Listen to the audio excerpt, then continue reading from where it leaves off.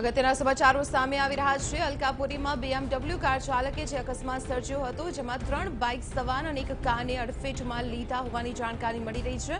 આ સમગ્ર ઘટનામાં 2 વાહન ચાલકો ગંભીર રીતે ઇજાગ્રસ્ત થયા હતા। ઇજાગ્રસ્તોને સારવાર અર્થે સાજી હોસ્પિટલમાં દાખલ કરવામાં આવ્યા હતા।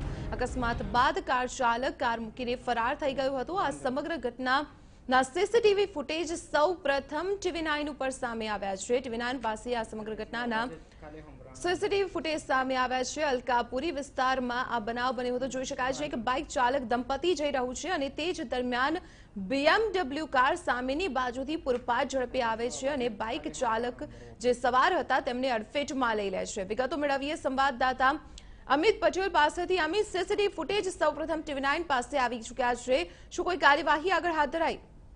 દીપાલી, સીસીટીવી ફૂટેજમાં આખી જે ઘટના છે તેના વરવા દ્રશ્યો જોવા મળી રહ્યા છે। કઈ રીતે એક જે લક્ઝરિયસ કાર ચાલક પોતાના કારના સ્ટીરિંગ પરથી કાબુ ગુમાવે છે અને જે રીતે માનવ જિંદગીને રહેસી નાખે છે, તેના જે વરવા દ્રશ્યો સીસીટીવી કેમેરામાં જીવંત દ્રશ્યો કેદ થયા હતા। આ જે દ્રશ્યો TV9 પર જોઈ શકાય છે।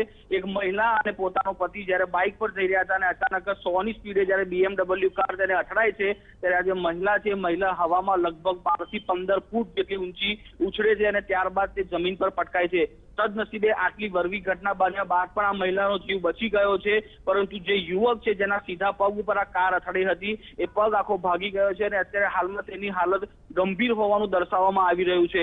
પરંતુ સીસીટીવીના જે દ્રશ્યો કેદ થયા છે તે ખૂબ જ ચોંકાવનારા દ્રશ્યો છે, કારણ કે જે ઘટના બની છે ઘટનામાં સાદસ જીવંત દ્રશ્યો નજર સમક્ષ જે જોઈ શકાય છે, તેના પરથી ખબર પડે છે કે આખી જે ઘટના છે કેટલી ગંભીર હતી। આ જે BMW કાર છે માત્ર એક વાહન ચાલક જ નહીં, પરંતુ ટોટલ એક ગાડી, 4 વ્હીલર અને અન્ય 3 બાઇકોને અડફેટે લીધા હતા અને 3 વાહનોનો કચ્ચરઘાણ વળી ગયો હતો।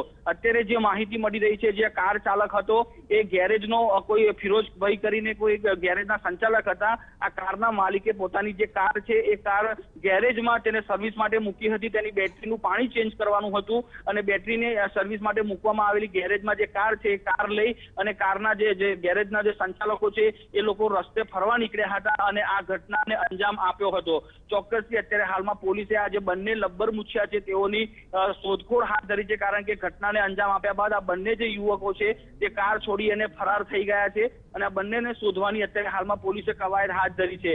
હજુ પણ અત્યારે હાલમાં જે સમાચાર મળી રહ્યા છે, જે ખાનગી હોસ્પિટલમાં જે યુવક સારવાર હેઠળ છે તે જીવન મરણ વચ્ચે ઝોલા ખાઈ રહ્યો છે, તેની પરિસ્થિતિ ખૂબ જ ખરાબ છે।